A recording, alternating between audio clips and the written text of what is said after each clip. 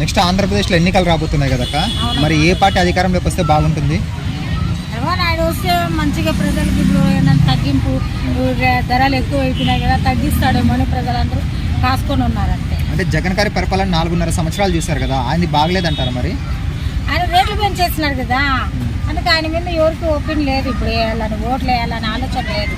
కానీ పేదవాళ్ళకి మధ్యతరగతి వాళ్ళకి సంక్షేమ పథకాలు అందిస్తున్నాను అంటున్నారు. ప్రతి ఒక్కరికి ఇంటి స్థలాలు ఇచ్చాను, నవరత్నాలు, సంక్షేమ పథకాలు ప్రతి ఒక్కటి ఇస్తున్నాను అంటున్నారు కదా, దాని గురించి ఏమంటారు? పథకాలు ఇచ్చినాడు, అదే ఎవరికి ఇచ్చినాడు? వాళ్ళకు అనుకూలంగా ఉండే వాళ్ళకు ఇచ్చినాడు. ఎవరికి వాళ్ళకు నచ్చలేదంటే వాళ్ళకి ఇవ్వలేదు. మరి ఎందుకు ఇవ్వలేదు? అందరికీ సమానంగా చూడాలి కదా. కొందరికి వచ్చినాయి, కొందరికి రాలేదు. పథకాలు వచ్చినాయి కానీ ఇప్పుడు రేట్లు పెంచేసినావు కదా, ఆ పథకాలు నువ్వు ఇచ్చిందేలా, ఈ రేట్లు పెంచిందేలా, సామాన్య ప్రజలకు ఇబ్బందే కదా. మరి చంద్రబాబు నాయుడు ఎందుకు రావాలని కోరుకుంటున్నారు?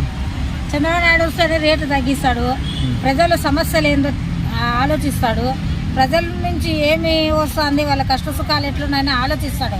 ఈయన సీఎం అయ్యి ఆయన పదవిలో ఆయన కూర్చుండేసి ప్రజల్లో ఏం జరుగుతుంది, ఒక ఎమ్మెల్యే తరఫున కానీ, ఒక గ్రామాలలో కానీ, ఒక మన ఎక్కడైనా పట్టణాలలో ఏం జరుగుతుంది అనేది ఆలోచన లేకుండా సీఎంగా ఆడున్నాడు. వీళ్ళు చెప్పింది, ఎమ్మెల్యేలు చెప్పింది, వాళ్ళు చెప్పింది, వీళ్ళు చెప్పింది ఈయనేస్తున్నాడు. నువ్వు పరిపాలించేది ఎట్లా పరిపాలిస్తున్నాడో కూడా చెక్ చేసుకోవాలి కదా. సీఎం అయ్యి నువ్వు అడుగుతుంటే ఇలా సమస్యలు ఎన్ని జరుగుతున్నాయో చూడాలి కదా, నువ్వు చూడలే, పట్టించుకోలే. మరి ఇప్పుడు పవన్ కళ్యాణ్ గారితో పొత్తు పెట్టుకున్నాడు కదా చంద్రబాబు నాయుడు, ఎలా చూడొచ్చు అక్క దీనివల్ల వైసీపీ వాళ్ళకి సీట్లు తగ్గే అవకాశం ఉందా? తప్పనిసరిగా సీట్లు వాళ్ళకి వెళ్ళిపోవాలనే ఇంకా వీళ్ళిద్దరూ దిగినారు రంగంలోకి.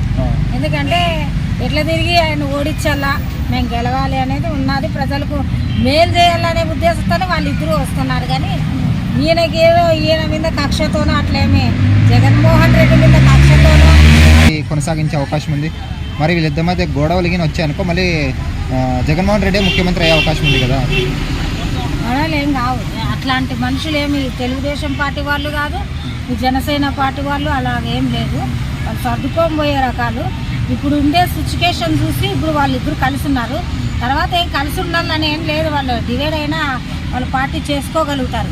ఇప్పుడు ఉండే సిచ్యుకేషన్ ఏంటంటే జగన్మోహన్ రెడ్డిని ఎట్లన్నా కానీ ప్రజలకు మోసం చేస్తున్నాడు, మనం ఆయన ద్వారా నుంచి ప్రజల్ని కాపాడాలనే ఉద్దేశంతో వాళ్ళిద్దరు కలిసిమెలిసి ఉన్నారు అంతే. సరే అక్క, మళ్ళీ లాస్ట్ 2024లో ఏ పార్టీ వస్తుంది అక్క ఆంధ్రాలో? తెలుగుదేశం పార్టీ వస్తుంది. తెలుగుదేశం కంపల్సరీగా అది చిన్నపిల్లలు అడిగినా చెప్తారు. ఓకే, థ్యాంక్స్ అక్క.